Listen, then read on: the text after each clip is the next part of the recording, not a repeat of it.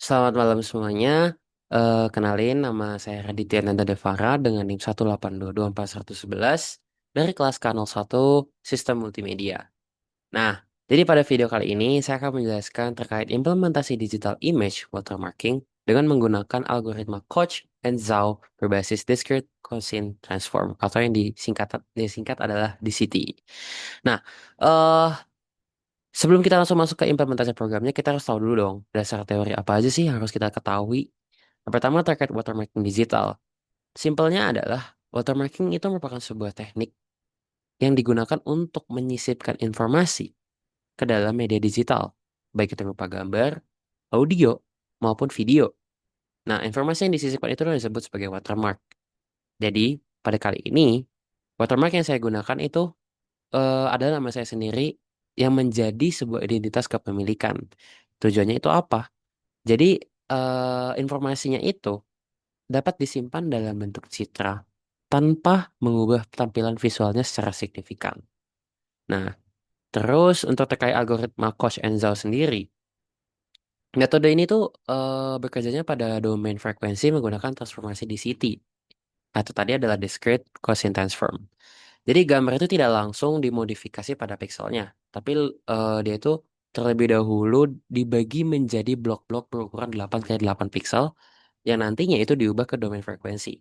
Nah, pada implementasi kali ini, saya itu menggunakan ada dua nilai DCT, C1 dan C2.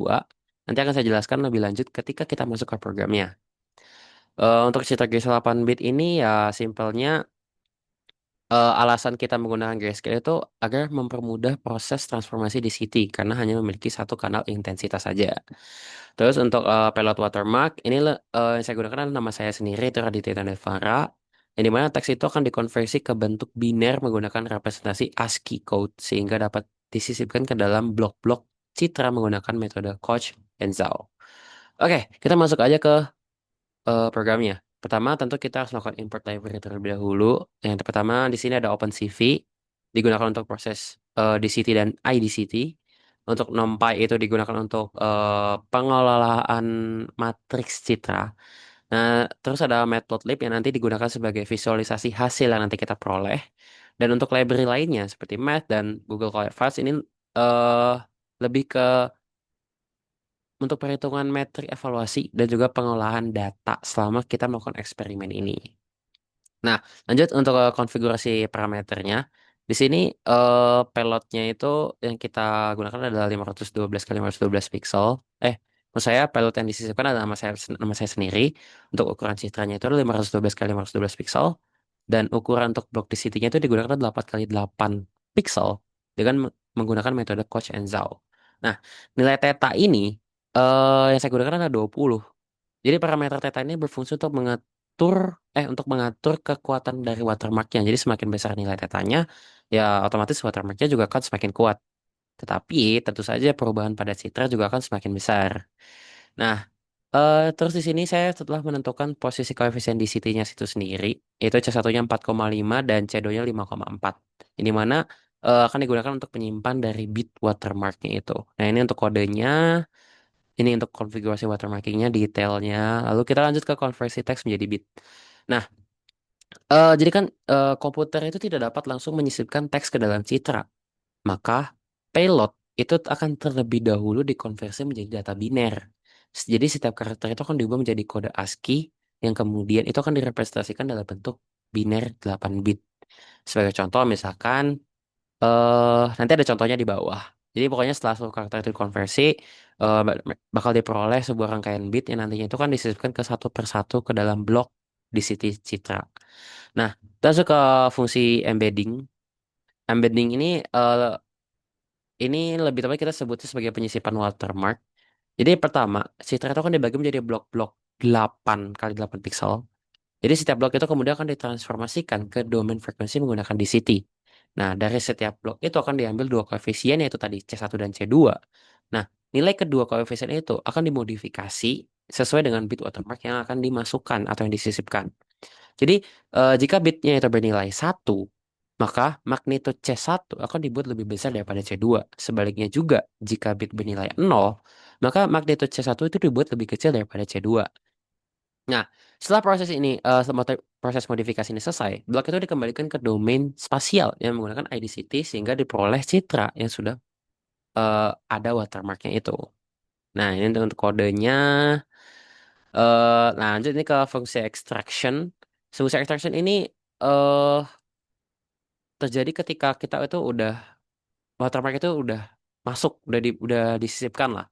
Jadi metode ini tuh yang digunakan itu bersifat namanya tuh blind watermarking. Artinya proses ekstraksi ini tuh tidak memerlukan citra asli itu sebagai referensinya. Jadi setiap blok itu ditransformasikan menggunakan DCT, kemudian nilai C1 dan C2 itu bakal dibandingkan.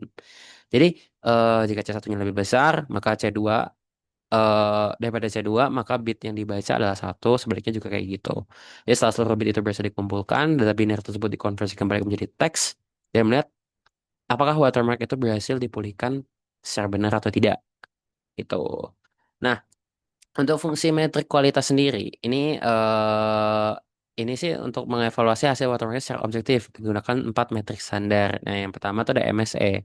MSE itu digunakan untuk apa sih? Dia itu untuk mengukur perbedaan antara citra asli dan citra hasil watermarkingnya. Nah, rata-rata kode selisih pixel semakin kecil semakin baik. Lalu ada PSNR. PSNR ini untuk mengukur kualitas visual citra. Jadi kalau semakin tinggi nilai PSNR-nya, maka kualitas citra itu akan semakin baik. Lalu ada SSIM. Digunakan ini untuk mengukur tingkat kemiripan struktur antara dua citra. Dan yang terakhir ada BER atau BER ini digunakan untuk mengukur tingkat kesalahan bit saat proses ekstraksi watermark. Untuk kodenya, lah untuk ini kode yang ini tuh digunakan upload ini kita bisa upload citra dan persiapan payload. Jadi kita cukup ngupload foto yang kita udah siapkan digunakan sebagai cover image, terus program itu akan membaca citra dalam format grayscale dan dia akan menyesuaikan 512 kali 512 pixel. Nah, setelah itu pada watermark dikonversi ke dalam bentuk biner dan program itu akan menghitung kapasitas penyimpanan tersedia pada citranya. Nih, perhitungannya. Oke, lanjut kita ke bagian ini payload watermark.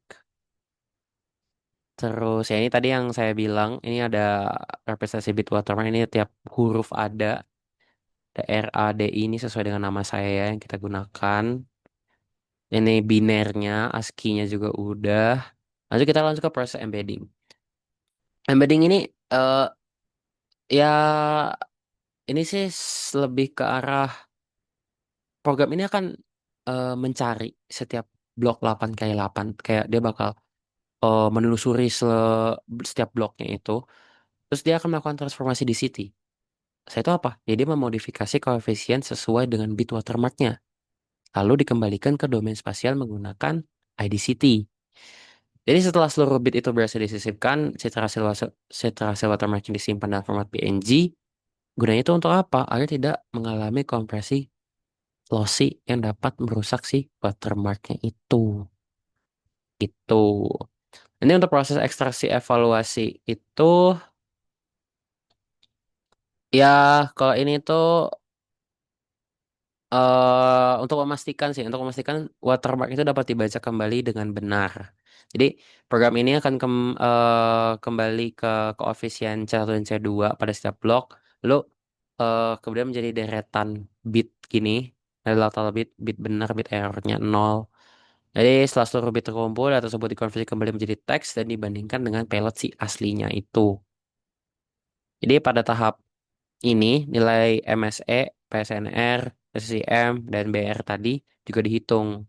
Nih, ini sangat baik kalau dia lebih besar sama dengan 40 desibel. Nah, ini lanjut kita ke visualisasi hasil. Ini lebih ke perbandingan citranya aja sih sebenarnya. Pertama ada cover image. Jadi pada bagian ini tuh ditampilkan citra asli, citra hasil watermarkingnya, dan difference mapnya. Nah, secara visual citra hasil watermarking hampir tidak dapat dibedakan kan dengan citra aslinya. Nah, sebenarnya ini ada bedanya setelah kita melihat dari difference map ini. Jadi difference map ini itu akan menunjukkan lokasi perubahan terjadi akibat proses penyisipan watermark. Contohnya, kita bisa lihat, oh di sini, nah ini ada garis-garis merah ini. Nah ini bukti bahwa fotonya itu telah diberi watermark. Nah, terus ada analisis histogram. Jadi analisis histogram ini lebih membandingkan antara histogram citra asli dan citra hasil watermarking terlihat ya inilah ya. Jadi hal ini tuh menunjukkan bahwa watermark itu tidak mengubah distribusi intensitas pixel secara signifikan. Dan kalau gabungan sisihnya itu hampir nggak ada karena dia hampir identik. Lalu ini untuk analisis domain di CT-nya. Untuk pada bagian ini saya itu menampilkan satu blok ukuran 8 kali 8 pixel sebagai sampel untuk melihat perubahan terjadi pada domain frekuensi. Dan terlihat bahwa ada perubahan yang terjadi pada dua koefisien yang digunakan untuk menyimpan watermark, ya kan? Di sini C1-nya 4,5 nih bisa kelihatan. Jadi grafik ini tuh memperlihatkan perbedaan magnitudo C1 dan C2 sebelum dan sesudah proses dari embeddingnya. Ini watermark, ini yang asli. Ya, oke.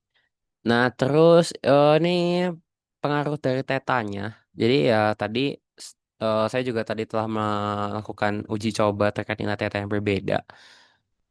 Dan ini bisa kita lihat di sini dari grafik kita dapat lihat bahwa semakin besar nilai tetanya. Oke, semakin besar nilai teta, watermark itu kan semakin kuat. Namun kualitas visual dan citranya kan sedikit menurun. Ini. Sebaliknya jika kalau nilai tetanya terlalu kecil, dia akan menghasilkan kualitas citra yang sangat baik, tapi watermarknya menjadi lebih rentan. Jadi kalau dari pengujian, nilai teta sebesar 20 itu memberikan balance yang baik lah. Kualitas citra dan keberhasilan ekstraksi watermark itu benar-benar bagus. Ya, paling itu aja sih.